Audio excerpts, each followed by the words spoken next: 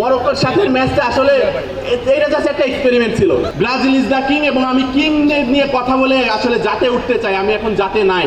Messi হইতেছে ডিবক্সের মধ্যে গেলেই ধাম করে পড়ে যায়, পেনাল্টি পেয়ে যায় ভাই। ফ্রান্স হইতেছে যে এমবাপ্পের পেসে খেলবে, মানে বিষয়টা হইতেছে যে এমবাপ্পের ঘাড়ে তুলে দিবে টিমদারে, সে নিয়ে দৌড়াবে, এরকম একটা ভাব। অনেক হস্তশিল্প। এখন তারা এই দেশগুলার ফ্যান, তাদের শুধু আছে গাল ভরা গল্প। স্পিকার, আমি ব্রাজিল ফ্যান, আমার আসলে গাল ভরা গল্প দিয়ে বিশ্বাসী না, আমরা স্ট্যাটিস্টিক্স এবং আমাদের পারফরমেন্স দিয়ে বিশ্বাসী, সেইটা আজকে আপনাদের এই মঞ্চে প্রমাণ করে দিয়ে যাব। মাননীয় স্পিকার দেখেন, প্রথম কথা হইতেছে স্পেন যে এসে এতগুলো কথা বলে দিয়ে গেল, তার সিংহভাগ কথা নিজেদের দেশ থেকে বেশি কথা বলে গেছে ব্রাজিল নিয়ে, অর্থাৎ সে প্রমাণ করে দিয়েই গেছে ব্রাজিল ইজ দ্য কিং এবং আমি কিং নিয়ে কথা বলে আসলে জাতে উঠতে চাই, আমি এখন জাতে নাই।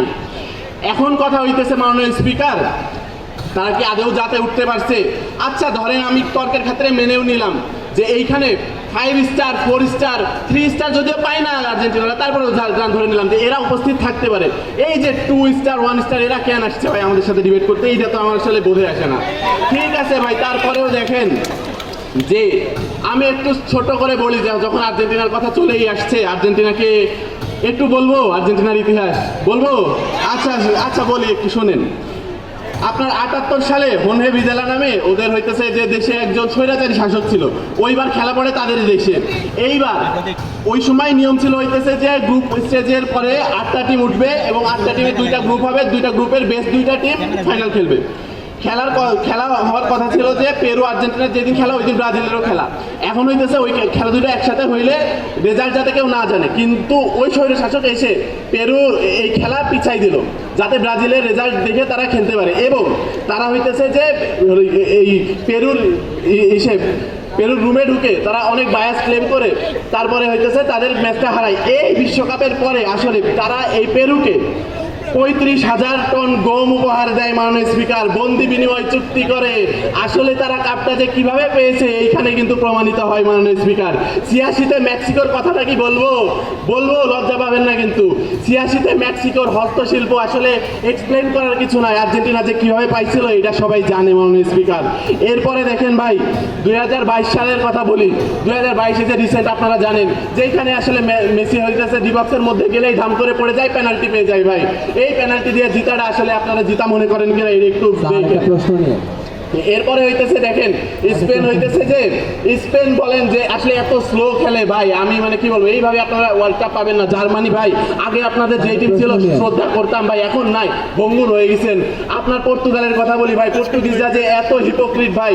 এই যে নেইমার, এই যে রোনালদো, সে হইতেছে নিজে খেলবে না দলে খেলবে এটা বুঝে না, সে শুধু নিজের পায়ে বল টানে। এইভাবে আসলে আপনারা জিততে পারবেন না। রোনালদোকে এক পাশে সাইড করে ভাই একটা ভালো দল তৈরি করেন, খেলেন। এরপরে দেখেন ফ্রান্স ভাই, ফ্রান্স হইতেছে যে এমবাপ্পের পেসে খেলবে, মানে বিষয়টা হইতেছে যে এমবাপ্পের ঘাড়ে তুলে দিবে টিমদারে, সে নিয়ে দৌড়াবে, এরকম একটা ভাব। কিন্তু আসলে এইভাবে আপনারা ওয়ার্ল্ড কাপ জিততে পারবেন না ভাই, আর যাই করেন। আপনাদের বেঞ্চ টিম নিয়ে যেই ফলাও না, এইটা আসলে আপনারা মানে বেশি স্টার প্লেয়ার হয়ে গেলে যা হয় আর কি। এক্সপেরিমেন্টাল পর্যায়ে আছে। মরক্কোর সাথে ম্যাচটা আসলে এটা জাস্ট একটা এক্সপেরিমেন্ট ছিল, যে তারা কখনোই কিন্তু 4-2-3-1-এ খেলে না, তারা খেলে 4-2-4-এ খেলে। এখন তারা এইটাতে আসলে এক্সপেরিমেন্ট করছে। আনচেলত্তি আসলে যে প্রথম ম্যাচে এক্সপেরিমেন্ট করছে এটা সবাই বুঝছে। এইটুকু যদি আপনি বুঝতে না পারেন ভাই, আপনি সিজনাল ফ্যান ভাই, এর চেয়ে বেশি আর কিছু বলতে পারবো না। ঠিক আছে, এখন দেখেন সবচেয়ে বড় বিষয় হইতেছে আমাদের পজিশন আজকে ভালো ছিল। আপনি যদি শুধু খেলার ফলাফলের উপর ডিপেন্ড করে আপনি জাজ করেন, তাহলে ভাই আপনি আসলে খেলা বুঝেন না। এই ব্যতীত আমি কিছু বলতে পারবো না। আপনি দেখেন ফাউল করছে কিন্তু তারা 16টা, আমরা 14টা, স্টিল আমাদের 2টা হলুদ কার্ড খাইছে। এটার কারণকে আমি একটু এক্সপ্লেন করি। ব্রাজিলকে আসলে আপনি যখন কিং হন, আপনি কিং হন কিন্তু আপনি হইতেছে যে আসলে ওই রকম লেভেলের ডোমিনেশন দেখাইতে পারেন না, তখন আপনারা সবাই হিংসা করে মাননীয় স্পিকার। অর্থাৎ ব্রাজিলে আসলে যে কেউ দেখতে পারে না, সবাই হিংসা করে, এটা হচ্ছে তার বড় প্রমাণ। কেননা ব্রাজিল আসলে যখন ন্যূনতম ফাউল করে তাদেরকে ইয়েলো কার্ড রেড কার্ড দেখাই দেওয়া হয়, কিন্তু যখন ব্রাজিলকে ফাউল করে মাননীয় স্পিকার, আপনি দেখেন ভিনিকে ফাউল করছে, আপনি তাকে তার পায়ে বল যাওয়ার সাথে সাথে আজকে ফাউল করছে, একটাতেও মাননীয় স্পিকার কোনো রেড কার্ড হলুদ কার্ড দেখানো হয় নাই। অর্থাৎ মাননীয় স্পিকার আসলে ব্রাজিলকে জার্নালিস্ট থেকে শুরু করে ক্রিটিক্স থেকে শুরু করে মাননীয় স্পিকার ফ্যানরা এবং রেফারিরা যে একদম বৈষম্যের চোখে রেখেছে, এইটা আসলে এই জায়গার প্রমাণ মাননীয় স্পিকার। অর্থাৎ কিং আসলে কিং, কিন্তু মাননীয় স্পিকার আমি 30 সেকেন্ড চেয়ে নিচ্ছি মাননীয় স্পিকার, জিতেছি। এবং আমাদের হলো অলিতে গলিতে আসলে নেইমার জুনিয়র কিংবা রোনালদো নাজারিয়া ঘোরাফেরা করে।